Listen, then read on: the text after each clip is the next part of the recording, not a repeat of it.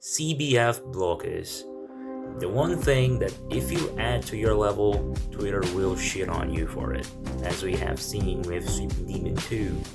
You might wonder, how does it even work? Right? I mean, that was my question until like yesterday. I always seen levels with them, and I would never really understand. But then I decided to sit down and try learning, try just figuring out how it works, and I managed to do it. So how do they even work? They take advantage of how precise your clicks are. Ever since 2.2 came out, RobTop made so every second the game has 240 ticks. Right? In these 240 ticks, it calculates physics, triggers, and if you clicked. So in vanilla GD, if you do click, as soon as you click, nothing will really happen. It will still wait for the next tick. So it will be synced with everything else in the game: physics calculations, triggers, and everything. The thing with CBF is, as soon as you click, your cube will jump, or you will instantly have the input. So as soon as you do your input, you will have it being registered. However, triggers will still take a while to actually do stuff. They still follow the 240 tick rule. So the way CBF blockers basically work is by taking advantage of that and making a setup where the slightest offset, the milliseconds of offset, would be enough for the cube to do something that the triggers can detect. But with vanilla, since the clicks are synced with triggers, that will never be registered. And the best way I found to do it is using collision blocks, since if you do make them move, they will follow the 240 ticks. So if you use CBF, your cube will instantly jump and have to go through a collision block gap. But since the collision blocks will still be moving until the next tick, this little mismatch has to be enough for the cube to touch those blocks.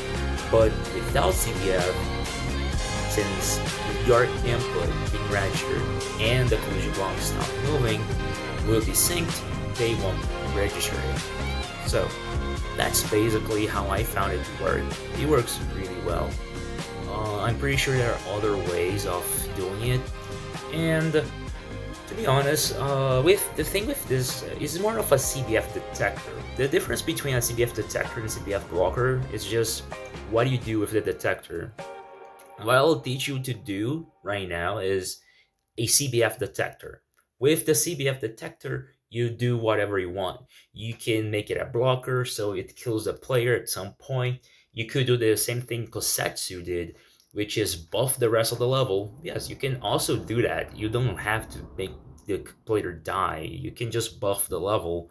Or if you're feeling funny, you can even make a level where you must use CBF. Since all while, because what I'll teach you right now is CBF detector. Yeah, it just detects CBF.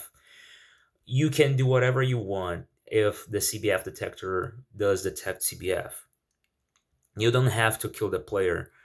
But I mean, the only reason why most people would use it is to make the verifier and the consequent victors have the same difficulty, right?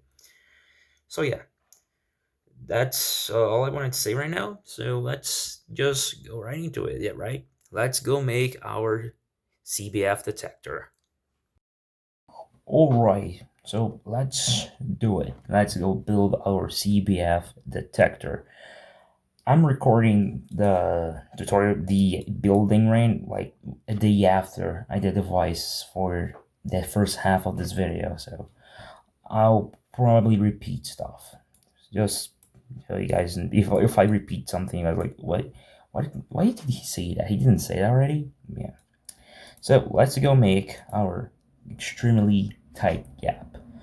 As we all know, levels like Quantum's processing and Amethyst all have 240 FPS frame perfects. They're their first clicks because that type of click is extremely hard to do with CBF since they are not only frame perfect but also pixel perfect. Hitting the perfect pixel, the perfect frame with CBF, since you're not locked behind the ticks, it's very hard, right? So you're gonna be doing that and more. So just make sure the player really cannot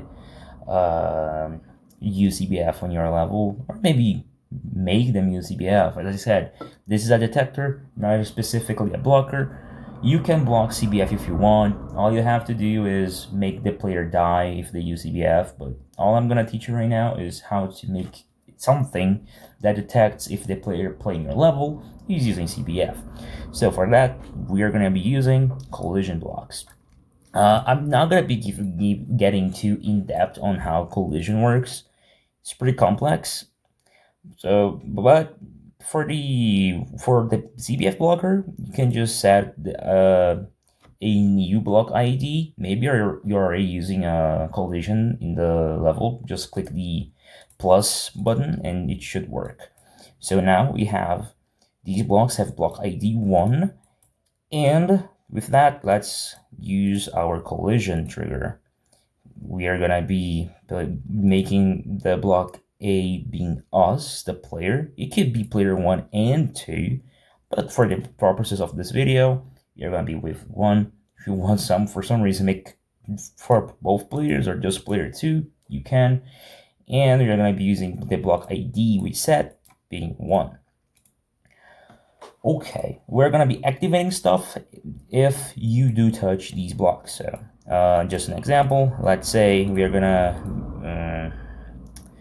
we want this spike, just give like a pretty basic instruction. We are gonna make this spike move up by 1 block by a little bit. Silent, I mean, you can go 0 or just check the silent box. That's what it does, just makes it instant. Make it spawn trigger, and let's give it a group. Let's group 2. If you set the target ID to group 2, let's disable. Oh, we don't have to disable that. Okay, so if we touch this, as you can see, it moves the block. If we don't touch it, nothing happens. So that's what collision blocks basically do. So let's get rid of this, since this was just for showcasing how to use the collision trigger. So we want our little cube to go through this one gap here. So what we're gonna do is, well, make a gap you can go through, but a gap very, very specific. For that, let's make a wall of death that only shows up if you touch these. So same thing, let's give group 1, let's disable them, because yeah, we don't want them to be on all the fucking time. And if you touch the blocks, they show up. See? Working as intended. So what we're gonna do now is basically just make these a gap where you can, the most specific gap possible. So for that, you're gonna be using a better edit, since we are gonna be moving these things pixel by pixel by the end, just to really make sure it's as tight as possible. Something I recommend you doing is making these as thin as possible as well, because maybe you already have a jump right after the blocker, or maybe you just don't want to have the chance of you hitting the collision blocks later. And to be honest, all that matters is the first area here. So we're going to be making them extremely thin. I could make them even thinner, but it would be very hard for you guys to actually see it. So here we have it, the gap, right? It's very hard to do right now, right? I'm pretty sure you can do it. However, as I said, we don't want the first clicks of Amethyst and Quintus processing. So how do we do that? How do you make a gap so tight but not impossible? Like so a gap that you don't need like 100 attempts to do it one time. Well, we are gonna be making the gap fit the player. What do I mean by that? You're gonna be making the gap move alongside the player, and it only stops moving when the player jumps. So the gap will be fitting the jump. If you're not using CBF, because I'm pretty sure I explained in the first half, triggers still follow the 2 for a tick, quote unquote, rule in the game. So if you're not playing CBF, as soon as you click, not as soon as you click, when you click, in the very next tick, the game is gonna register your input and at the same time make all the triggers do their thing. So they are gonna align perfectly. If you're not using CBF, if you are using CBF, you will click, you will instantly jump or whatever you're doing, but the triggers will still be doing the thing from the tick before the input. So they're gonna be still, like in this case, we're gonna make the move. They're still gonna move a little bit. It's a very short time. But if we make the gap again extremely tight, that small time where the triggers will still be moving will be enough for the player to touch these collision blocks and enable the death wall. So that's what we are gonna be doing. We are gonna be making these follow the player and stop on demand.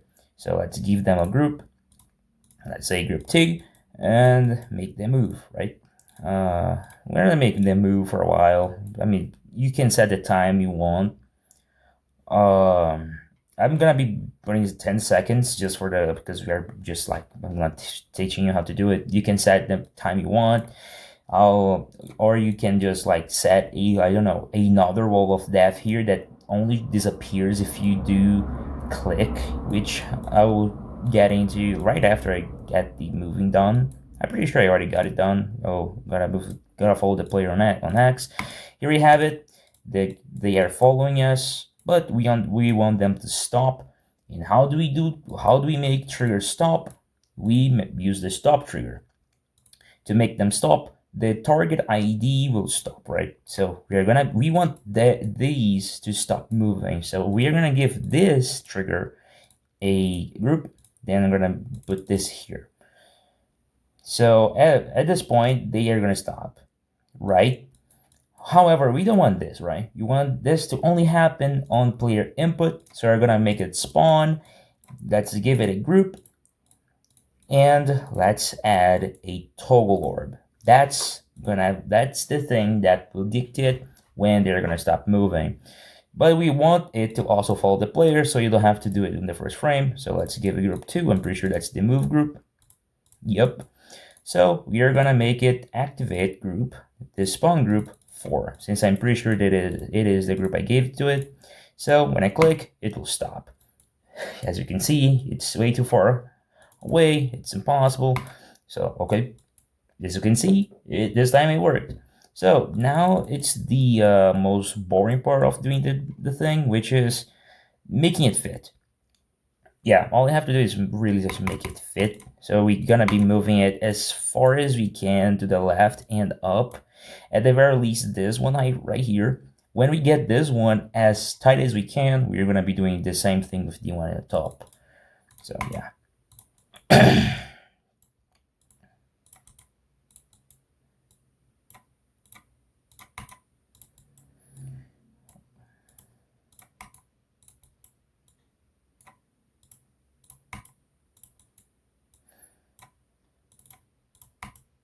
Okay, so the walls are appearing. Let's move it to the right. Maybe that would be okay. So we are gonna be now using the pixel arrows here, just to like really fine tune the position. So let's do it. We are touching it. So let's okay. Apparently this is as far as we can go to the left. Yeah. So this is as far as we can go to the left. So let's now go up, right? Let's just check. Yeah. Let's make it go up if we can. Sometimes you can't.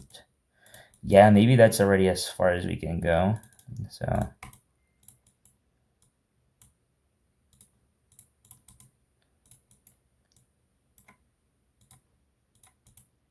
okay, so this one here is already as far as it can get. So now we're gonna be doing the same thing with the one above, really to just have the most precise gap possible.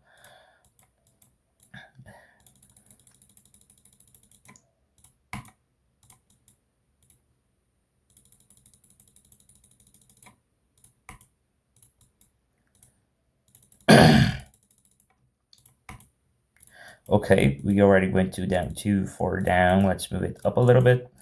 Same thing. Let's just really make sure. Okay, so we gotta move it up. Let's use pixels now. Oh, not this. Okay, so this is as far as it can go. So theoretically speaking, we are basically done.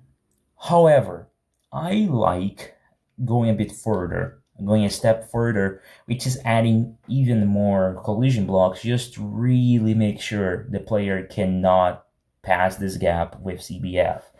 Because sometimes you will. What I'm not gonna show right now because it's gonna take a while. Me going like the menu going back here. You will touch these at some point. It's not perfect. So what I do is just add as many collision blocks as I feel like, not as possible as I feel like, because as possible with me having the whole trajectory of the jump with them. But I don't want to do that. That sounds like a lot of work. So what I do is add two of them, two more. So let's do it here. We're gonna be doing the same thing. We're gonna make it as close as possible to the player trajectory until it doesn't trigger the wall anymore. Then we're gonna be adding another one very close to this, well, on top, and then it's unpassable. Yeah.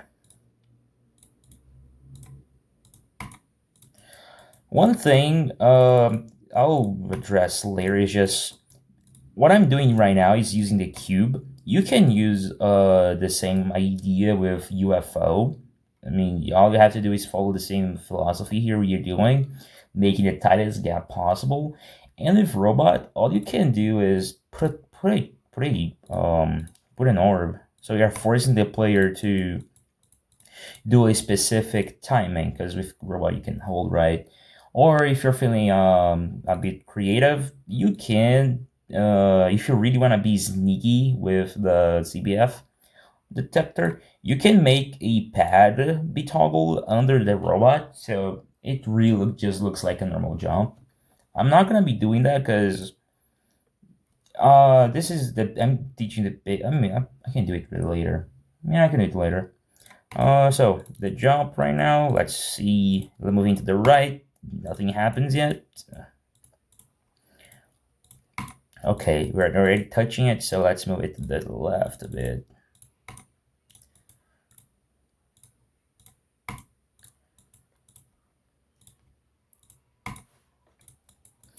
I think one more to the right is too much. Yeah, I've done this. I've tried. This is my third or fourth time already recording this. I'm already getting you like kind of getting the the visual cues of like how far they can go. Like I'm pretty sure I'm pretty close to how far this one can go already. But yeah, this is what you have to do basically. Uh, After you have the blocker done, you can just copy and paste it on other levels. Maybe one thing you can do is copy the setup and just like as you rebuild it in your level, if you like have way too many groups being used, so using build helper would be kind of bad. You can just copy this right here and like build on top of it. Like you take this. Oh, hold on. So like, oh, let's say you take this. Oh, I have it right here, right? So you just build it the same way. You just like try aligning it. It's gonna take a while, but not as long as you're taking to build the first one at all. So it can work. That's what I did when as a testing, I added to my own level. It works really well. So We're gonna be moving this as much as we can to the right and down.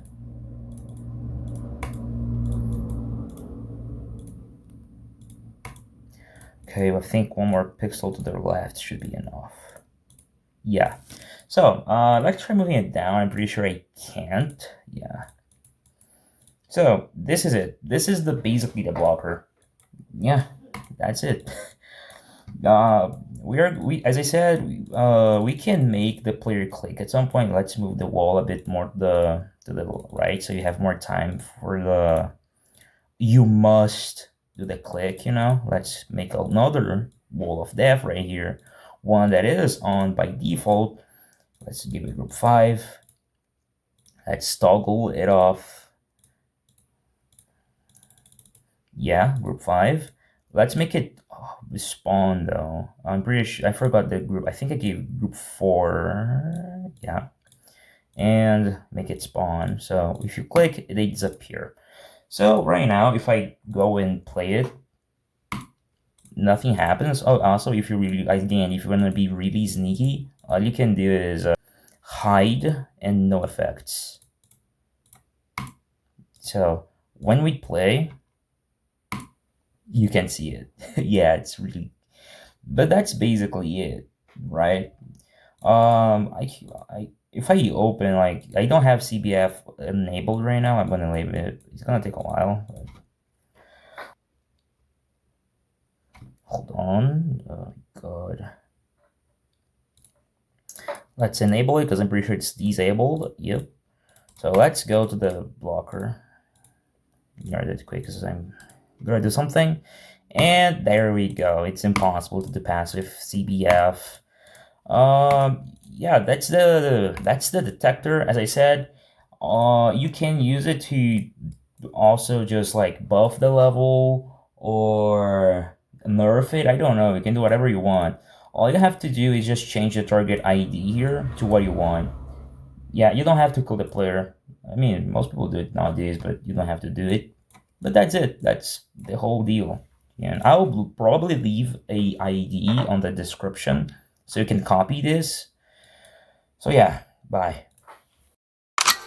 Easy go.